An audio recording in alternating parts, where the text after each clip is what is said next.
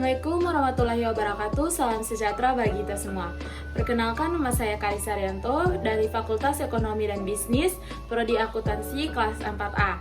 Yang saya hormati, dosen pengampu Bapak Dr. Suwito SEMSI AK, CSRS, CSRA, dan teman-teman yang saya banggakan. Puji syukur kepada Tuhan Yang Maha Esa atas semua nikmat-Nya. Hingga pada kesempatan kali ini, saya pribadi bisa untuk mempresentasikan hasil tugas saya mengenai fenomenologi. Salawat dan salam tak lupa mari kita limpah curahkan kepada Nabi besar kita Muhammad SAW. Langsung saja kita masuk pada pembahasan fenomenologi. Fenomenologi biasa diartikan sebagai studi tentang pengalaman individu seseorang atau metode untuk mempelajari bagaimana individu secara objektif merasakan pengalaman dan memberikan makna dari fenomena tersebut. Istilah fenomenologi secara etimologis berasal dari kata fenomena dan logos. Fenomena berasal dari kata kerja Yunani hainestai yang berarti menampak, dan terbentuk dari akar kata fantasi, fonton dan fosfos yang artinya sinar atau cahaya. Dari kata itu terbentuk kata kerja, tampak terlihat karena bercahaya.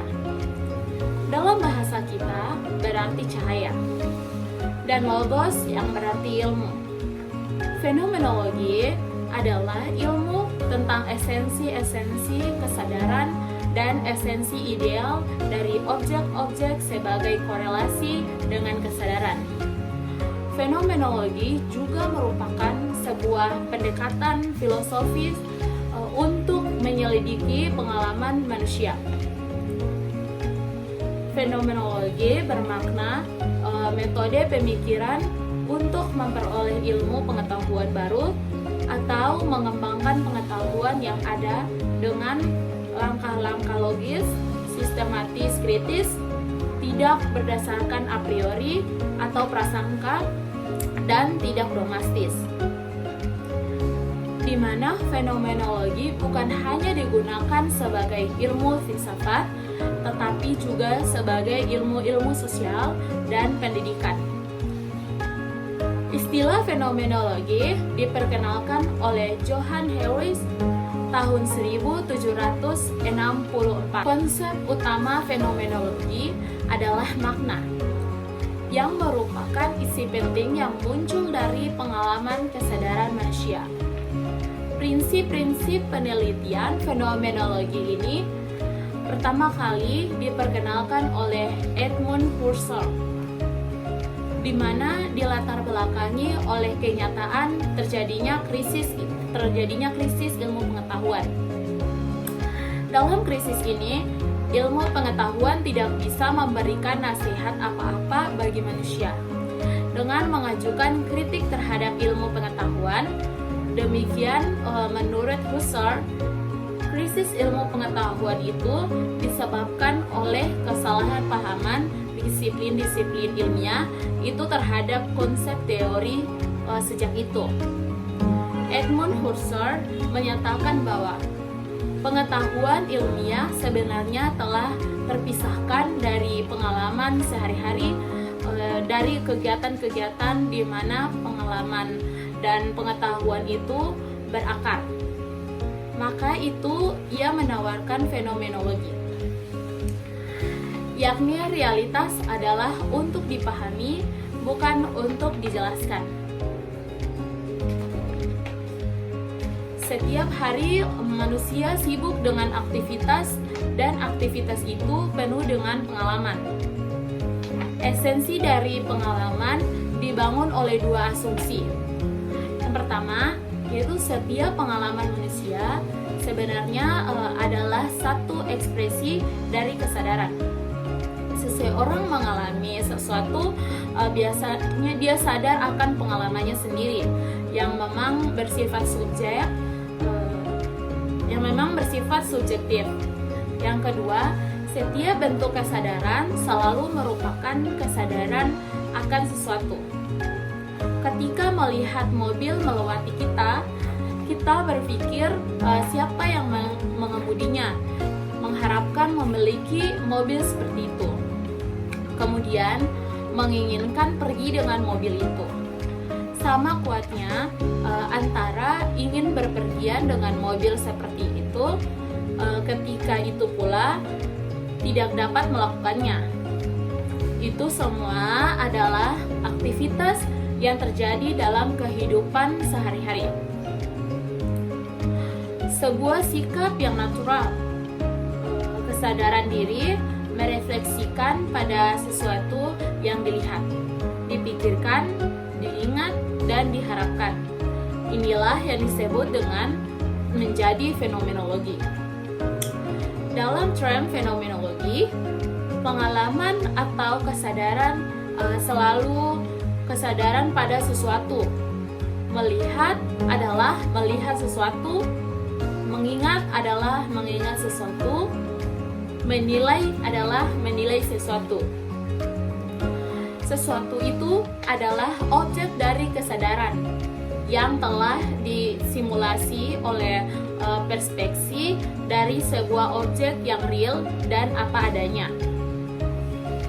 Yang real atau nyata dilakukan dalam penelitian adalah untuk mendapatkan pengalaman dengan lebih general.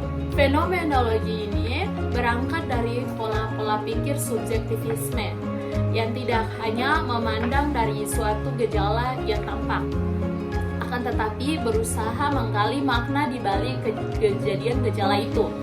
Fenomenologi mampu mengungkap objek secara subjektif maupun tindakan ataupun ucapan.